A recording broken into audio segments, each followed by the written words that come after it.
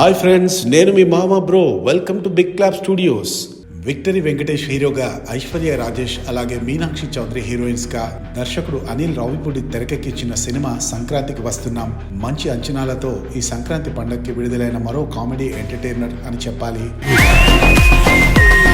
ఇక కథ విషయానికి వస్తే, పోలీస్ డిపార్ట్మెంట్ లో ఎంతో నిజాయితీగా పనిచేసే యాదగిరి రాజు తన నిజాయితీ మూలాన తన ఉద్యోగాన్ని పోగొట్టుకుంటాడు. అలా ఉద్యోగం వదిలేసిన తర్వాత తూర్పు గోదావరి జిల్లాలో భాగ్యం అనే అమ్మాయిని పెళ్లి చేసుకుని ఆమె కుటుంబంతోనే సెటిల్ అయిపోతాడు. అయితే తెలంగాణకి అమెరికా నుంచి వచ్చిన ప్రముఖ టెక్నాలజీ బిజినెస్ టైకూన్ సత్య ఆకళ్లని కొంతమంది దుండగులు కిడ్నాప్ చేస్తారు. ఇంతకీ ఆ కిడ్నాపర్స్ ఎవరు? తనని కిడ్నాప్ చేసిన మిషన్ లో హీరో రాజు ఎలా ఎంటర్ అయ్యాడు? ఈ క్రమంలో తన ఎక్స్ గర్ల్ ఫ్రెండ్, మరో ఆఫీసర్ అయినటువంటి మీనాక్షి అలాగే రాజు భార్య నడుమ జరిగే హంగామా ఏ లెవెల్లో ఉంటుంది అనేది తెలియాలంటే ఈ సినిమాని చూడాల్సిందే.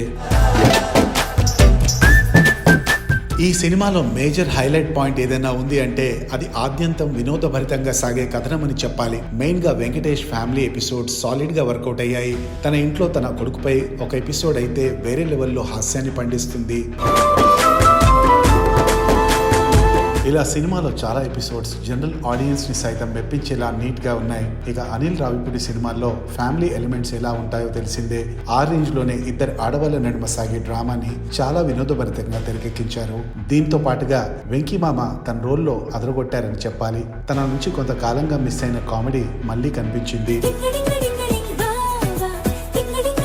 ఇక విక్టరీ వెంకటేష్ కొడుకుగా కనిపించిన బాల్య నటుడు మాస్టర్ రేవంత్ సినిమాలో అదరగొట్టేశాడు. తనకి వెంకటేష్ కి నడుమ సీన్స్ ప్రతి ఒక్కరూ ఎంజాయ్ చేస్తారు. గోదావరి అమ్మాయిగా బ్యూటిఫుల్ గా ఐశ్వర్య రాజేష్ కనిపిస్తే, గ్లామరస్ కాప్ గా మీనాక్షి షైన్ అయ్యింది. అలాగే వీరితో పాటుగా శ్రీనివాస్ అవసరాల, వీటీవీ గణేష్లు తమ పాత్రల్లో బాగా చేశారు. ఇంకా నరేష్, యానిమల్ ఫేమ్ ఉపేందర్ పలు సీన్స్ లో నవ్విస్తారు.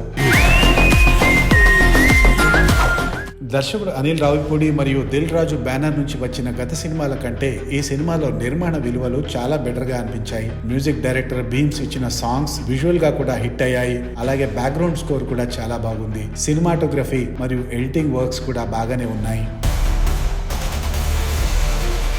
ఇక అనిల్ రావిపూడి గురించి చెప్పాలంటే, పటాస్ సినిమా మినహా ఇప్పుడు సంక్రాంతికి వస్తున్న వరకు తన లైన్స్ అన్ని ఒకంత రొటీన్ గానే ఉన్నాయని చెప్పాలి. ఈ చిత్రంలో కూడా అంత కొత్తదనం ఏమీ కనిపించదు. అలాగే ఫస్ట్ హాఫ్ లో నడిచిన ఎంటర్టైన్మెంట్ మూమెంట్స్ కొంచెం సెకండ్ హాఫ్ లో తగ్గినట్టు అనిపిస్తుంది.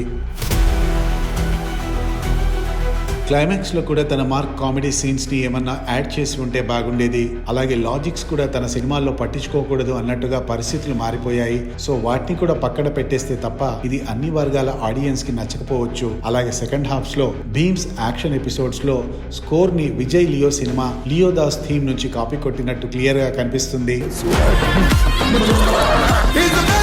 ఇక మొత్తంగా చూసినట్టయితే ఈ సంక్రాంతికి వస్తున్న చిత్రం ఆడియన్స్ కి సాలిడ్ ఎంటర్టైన్మెంట్ అందిస్తుంది. రొటీన్ రెగ్యులర్ లైన్ ఉన్నప్పటికీ దానికి తగ్గట్టుగా సాగే డ్రామా మంచి హిలేరియస్ కామెడీతో సాగిపోతుంది.